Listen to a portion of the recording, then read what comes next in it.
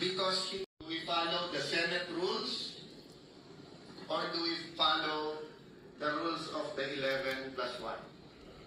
Sabi sa akin ng isa kong kaibigan kaninang umaga, Chairman, sometimes you have to bend the Constitution to please Malacanang.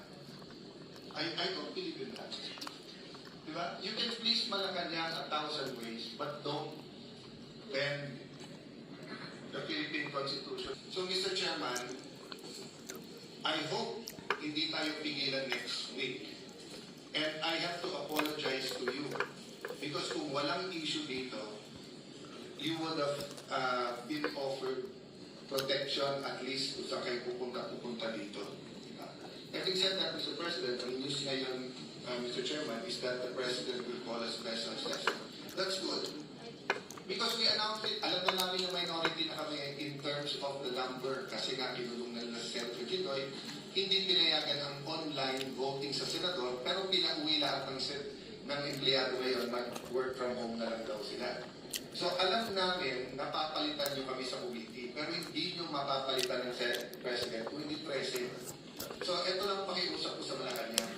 Kumuha kayo ng isa pang senador para sa special session, bumaba na ako bilang Senate President.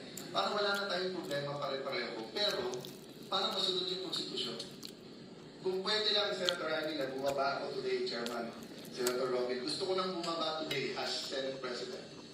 Ang problema, I have a duty to the Filipino successor. So, OSAA, Sekretarya, lahat ng empleyado, I'm sorry to put this on you. Not at the penalty of dismissal or cases. Hindi po ako ganun magtrabaho. Konsensya niyo. Alam niyo ang batas. Sino ang susundin niyo? Yung peke na acting Senate President o yung sinasabi ng ating konstitusyon na Senate President? So Malacanang, yun lang advice ko sa inyo.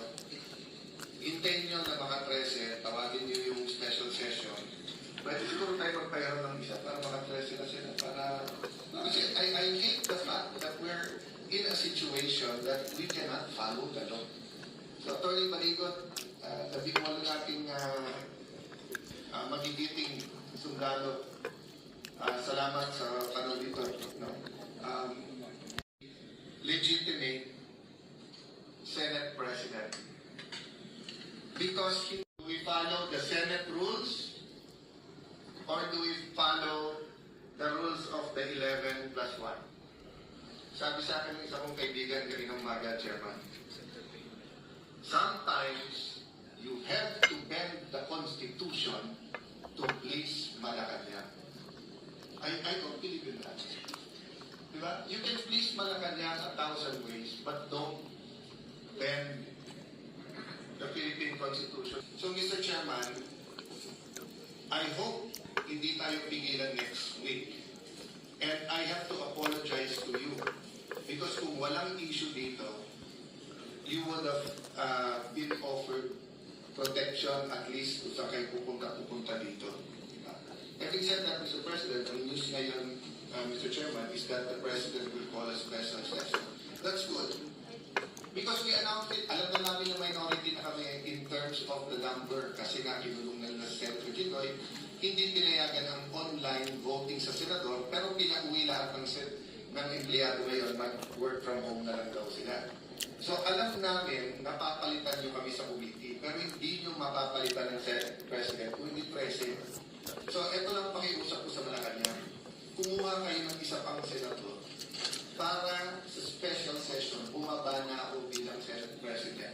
Para wala na tayong problema pare-pareho. Pero, para masunod yung konstitusyon. Kung pwede lang, Senator Randy, na bumaba ako today, Chairman, Senator Robin, gusto ko lang bumaba today as Senate President. Ang problema, I have a duty to the Filipino successor. So, OSAA, Sekretarya, lahat ng empleyado, I'm sorry to put this on you. Not at the penalty of dismissal or cases. Hindi po ako ganun magtrabaho. Konsensya niyo. Alam niyo ang batas. Sino ang susundin niyo? Yung peke na acting Senate President o yung sinasabi ng ating konstitusyon na Senate President? So Malacanang, yun lang advice ko sa inyo. Hintayin nyo na mga 13, tawagin nyo yung special session.